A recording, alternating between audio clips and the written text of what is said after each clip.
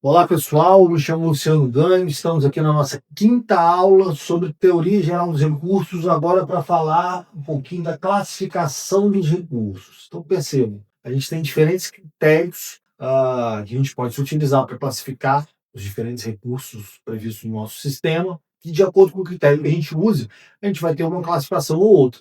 Começando aí pelo critério baseado no âmbito de atuação do recurso, ou o quanto ele abrange a decisão, qual o âmbito, qual a extensão da abrangência, qual a abrangência do recurso diante da decisão que foi proferida. Eu posso classificar o recurso quanto ao âmbito de atuação dele, como sendo um recurso total ou um recurso parcial. Recurso total é quando você recorre de todos os capítulos da sentença, por exemplo, ou contra todos os pontos que foram objeto da decisão, objetos da decisão. E recurso parcial, quando você recorre só de parte da decisão. Então, a decisão declarou nulo o contrato, condenou a indenização dos prejuízos, a parte a indenizar os prejuízos decorrentes daquela nulidade, condenou o pagamento de indenização por danos morais. Então aqui eu tenho aí, 3 capítulos da decisão, posso recorrer de todos, recurso total, parte deles, de 1, de 2,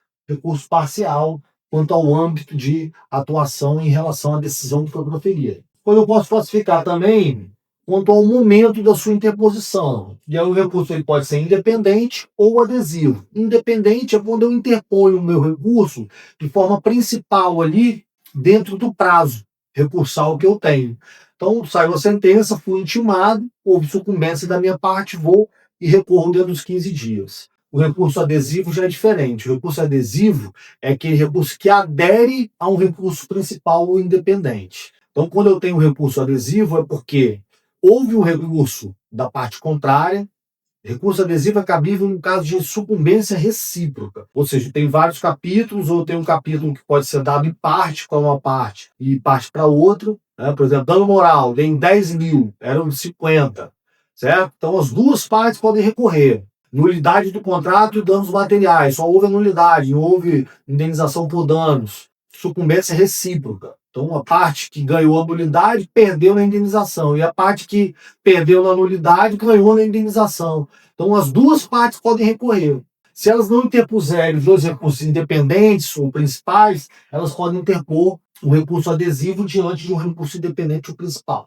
Só cabe recurso adesivo no caso de apelação, recurso especial, recurso extraordinário. Na aula que vem a gente vai falar, aprofundar um pouco mais em recurso adesivo. Quanto à fundamentação, o recurso ele pode ser livre, de fundamentação livre, ou de fundamentação simples, também é uma nomenclatura existente, ou de fundamentação vinculada. Recurso de fundamentação livre ou de fundamentação simples, você pode alegar qualquer matéria de direito, qualquer fundamentação você pode se utilizar, você não tem nenhuma vinculação, basta que haja uma sucumbência e a sua irresignação com aquela sucumbência. Você recorre alegando qualquer... Claro que você vai trazer uma matéria de direito, mas pode ser qualquer matéria de direito, qualquer princípio, qualquer norma que você entenda que dê respaldo à sua pretensão, tá? Deduzida aqui naquela demanda ou à sua defesa. Já os recursos de fundamentação vinculada, eles só são cabíveis naquelas hipóteses determinadas em que o legislador especifica que diante daquele vício é que vai caber aquele recurso. Exemplo de fundamentação vinculada, recurso especial. Só cabe quando o acordo de Tribunal de Justiça ou Regional Federal, o quê? Contrariar a lei federal, der a lei federal um entendimento divergente do que foi dado por outro tribunal, julgar válido o ato de governo local em fase de lei federal. Então o legislador ele traz as hipóteses de cabimento, definindo o tipo de vício que tem que ter na decisão, ou o tipo de fundamento que você tem que trazer no seu recurso. Portanto, você tem uma fundamentação vinculada. Especial, extraordinário, mesma coisa, só para um âmbito constitucional. Embargos de declaração, mesma coisa. Por quê? Você tem que alegar o quê nos embargos de declaração para o seu recurso ser admitido? Omissão, obscuridade, contradição ou erro material. A sua fundamentação está vinculada à existência de um determinado vício que tem que ser apontado nela, que está previsto em lei. Né? Ou de ilegalidade, ou de inconstitucionalidade, ou de omissão, por exemplo, no caso dos embargos de declaração. Quanto ao objeto, o seu recurso ele pode ser ordinário ou extraordinário. Recurso ordinário, em sentido amplo, é, por exemplo, a apelação, o agravo de instrumento, o próprio recurso ordinário em sentido estrito. Por quê? Nesses recursos, você pode rediscutir qualquer matéria, tanto de fato como de direito. Você não tem restrição em relação a isso. Basta aí a sua irresignação para que você recorra discutindo, seja as provas, seja a versão fática que foi tida como verdadeira, ou seja a aplicação do direito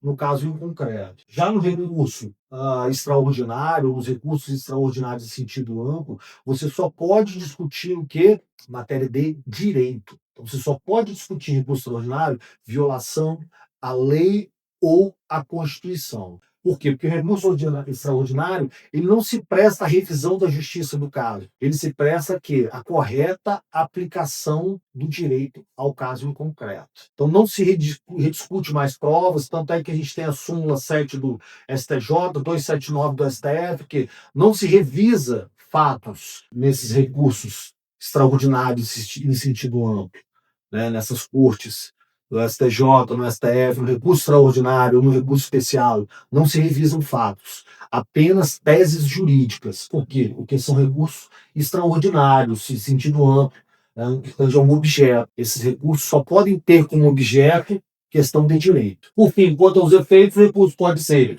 de efeito suspensivo ou não suspensivo. A gente viu que efeito suspensivo apelegis, ou seja, aquele automático decorrente da lei, só no caso de apelação, mesmo assim a gente tem as hipóteses excepcionais. Agora, todos os demais, você não tem o efeito apelegis, mas você tem o efeito apeiúdice, ou seja, o juiz pode conceder efeito suspensivo. Agravo de instrumento, recurso especial, extraordinário, agravo interno, embargo de declaração, enfim. Qualquer recurso o juiz ele pode, se não tiver efeito suspensivo automático, ele vai poder conceder efeito suspensivo diante do caso concreto se ele verificar a presença dos requisitos, quais seriam probabilidade de provimento e risco de dano irreparável. Beleza? Na próxima aula, na nossa última aula de teoria geral dos recursos, a gente vai falar aí sobre desistência do recurso, recurso adesivo e recurso de terceiro prejudicado.